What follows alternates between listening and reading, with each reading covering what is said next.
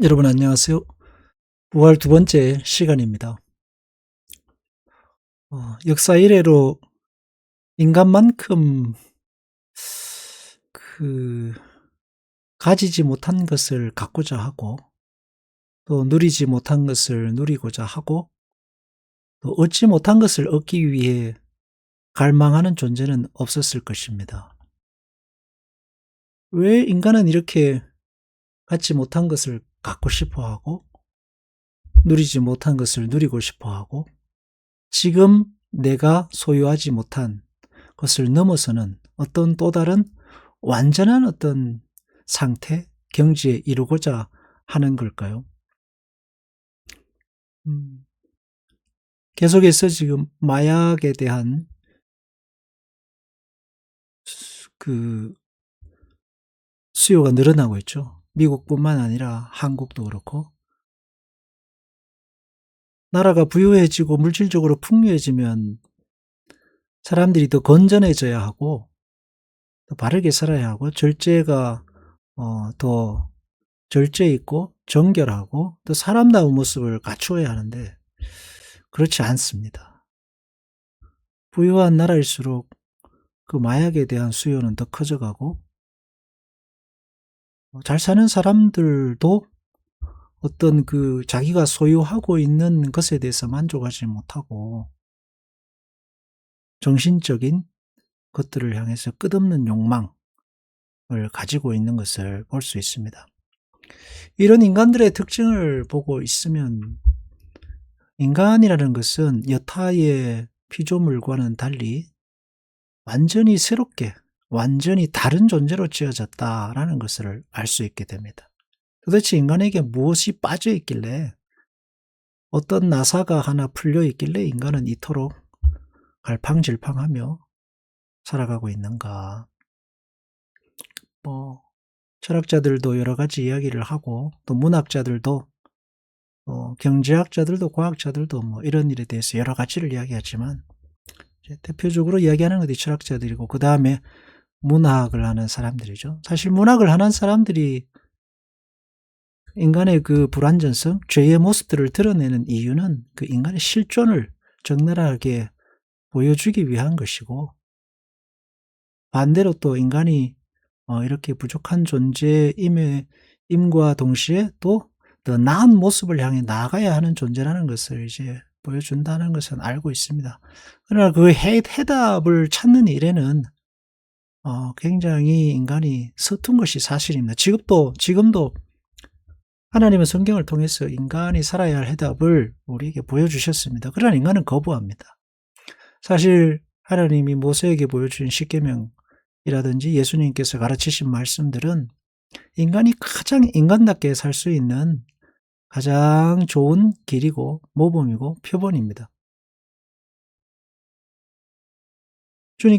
하나님이 가르쳐 주신 십계명과 예수님의 말씀의 교훈들 그것 외에 인간이 더 인간답게 살 수 있는 길이 과연 있는가라고 질문해 보면은 참 딱히 없다는 것을 알게 됩니다. 그래서 하나님이 우리에게 주신 이 계명이라는 것은 인간이 가장 멋있어지는 길이다라고 할 수 있고 그리고 그 멋있어지는 길에 있어서 우리가 하나의 영원한 소망을 하나님께서 두고 있다면 그게 바로 부활이다라고 할 수 있습니다.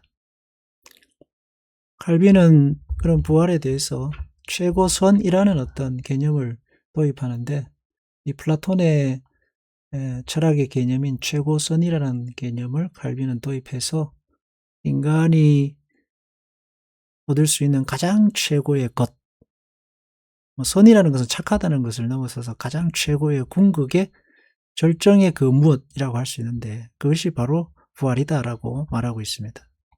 모든 것을 아우르는 인간이 이렇게 갈팡질팡 살아가는 그 모든 것을 해결하고 모든 갈망과 욕망이 멈추고 그것이 완성이 되는 그 자리가 부활이다라는 겁니다.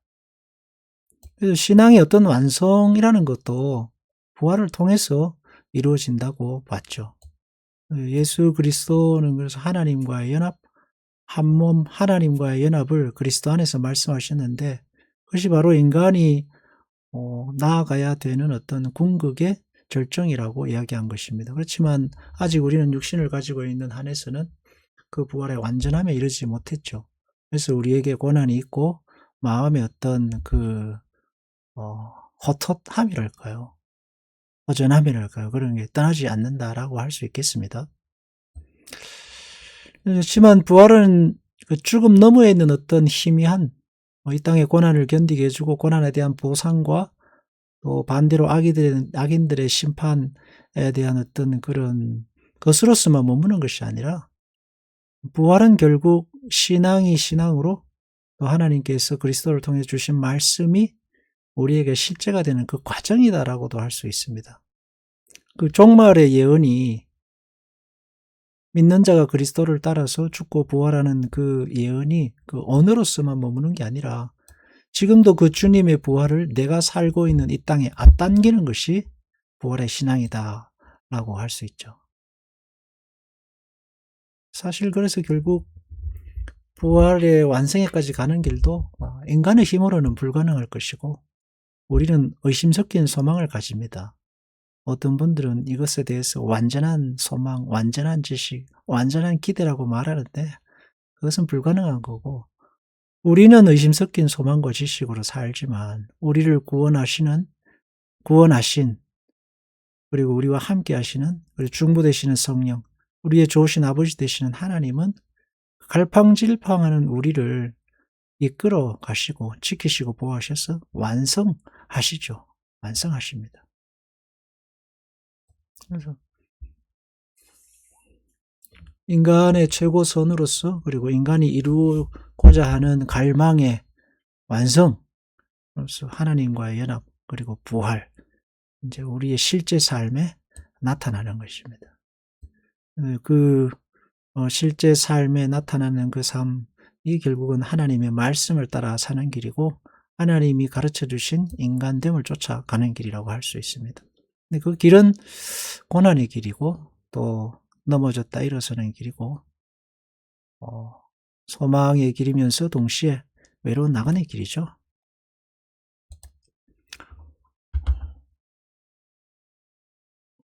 사람은 이 지상 생활이, 나그네 생활에서도 완전한 행복을 추구하죠. 그리고 그리스도인은 그것을 아는 사람입니다. 그렇지만 아직 갈망하지만 모두 다 얻었다고는 할 수 없는 그런 존재라고 할 수 있습니다. 그래서 연합이 완전히 실현되어 우리가 만족할 때까지 이제 그 삶은 계속되고 있는데, 그 완전한 연합은 이제 부활로서 우리에게 완전히 이루어지겠죠. 그리스도의 부활이 우리의 부활이 되기까지 우리는 그렇게 나아가는 존재다라고 할 수 있습니다.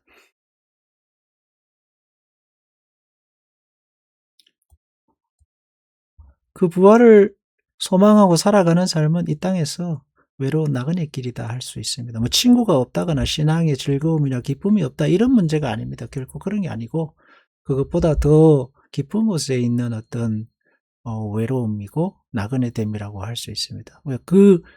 우리가 이 땅에 살아가면서 가족도 있고 친구도 있고 함께 기쁨과 즐거움을 나누는 많은 사람들이 있습니다. 신앙의 동지들도 있죠. 그렇지만 그들조차도 채울 수 없는 우리 안에 깊은 곳에 있는 갈망, 그 자리를 부활만이, 그리스도와의 연합만이 채울 수 있다라는 거죠. 왜냐하면 그것이 신앙의 본질이기 때문입니다. 우리에게 신앙이 주어짐으로 말미암아 세상으로는 채울 수 없는 그 생명의 공간이 우리 안에 만들어지고, 그것이 조금씩 그리스도 안에서 이제 채워져 나가지만 아직 다 채워지진 않은 거죠.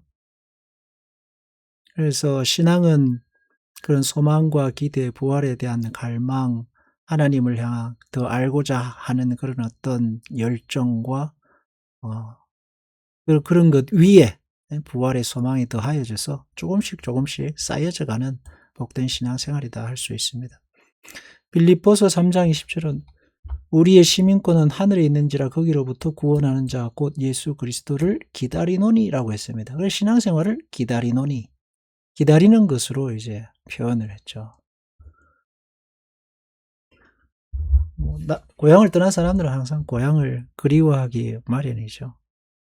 마찬가지로 하늘의 시민권을 가지게 되면 나도 모르게 나 스스로 하늘을 바라보고 살아가는 존재가 된다라고 하겠습니다. 신자에게 있는 목마름은 그런 점에서 하나님이 주신 생명의 증거이고, 신자에게 있는 이 땅의 것으로 채워지지 않는 빈자리는 하나님이 주신 축복의 빈자리다라고 하겠습니다. 네. 결국은 그 자리가 하나님을 쫓아가게 하고, 하나님 앞으로 나아오게 하고, 하나님 앞에 무릎 꿇게 하고, 하나님을 갈망하고 찬양하고 예배하게 하는 그런 원천이라고도 할 수 있습니다.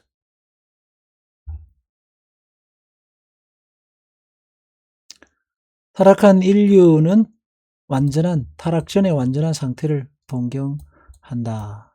그 타락 전의 완전한 상태는 부활로서 다시 돌아가게 된다라고 하는 거죠. 탄식하며 고통하는 이 온 우주의 상태. 바울의 표현을 빌려면 탄식하고 고통하는 이 우주의 상태. 피조물이 다 이제까지 함께 탐식하며 함께 고통을 겪고 있는 것을 우리가 아느니라. 이 땅에 있는 모든 존재의 모습이라고 할 수 있습니다.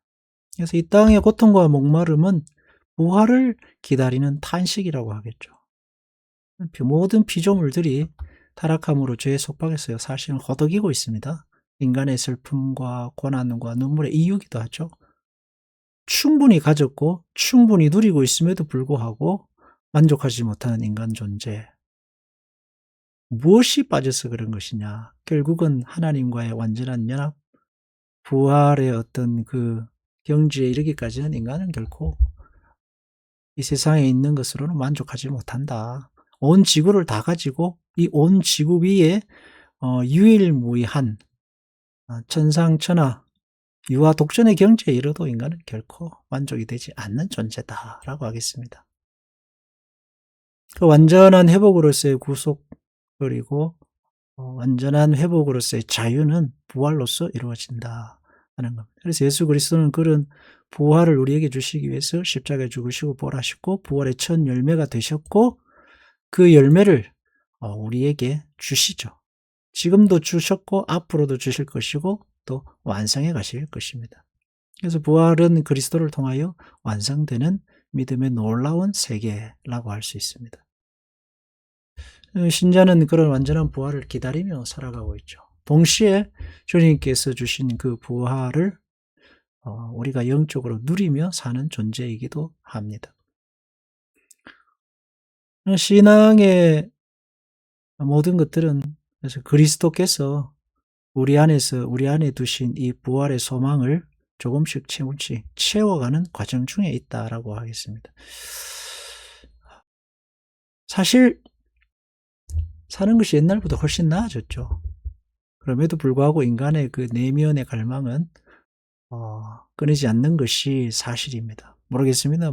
저만 그런지는 모르겠지만은 인간은 그렇게 자기 안에 있는 영적인 빈 공간을 그리스도의 부활을 소망하면서 살아가야 합니다. 그리고 그것이 복된 신앙이다라고 할 수 있습니다. 우리가 신앙생활을 하면서 나는 왜 예수를 믿는데 이렇게 마음이 헛헛한가?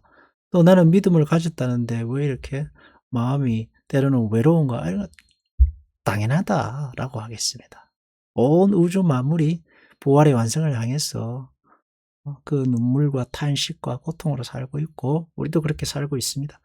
그러나 우리는 주님께 은혜로 하나님의 자녀되고 부활의 소망을 가진 자로서 믿음 안에 이 소망을 나누고 살아가다 보면 하나님의 영원한 삶의 안식에 이르게 될 것입니다. 기도하겠습니다.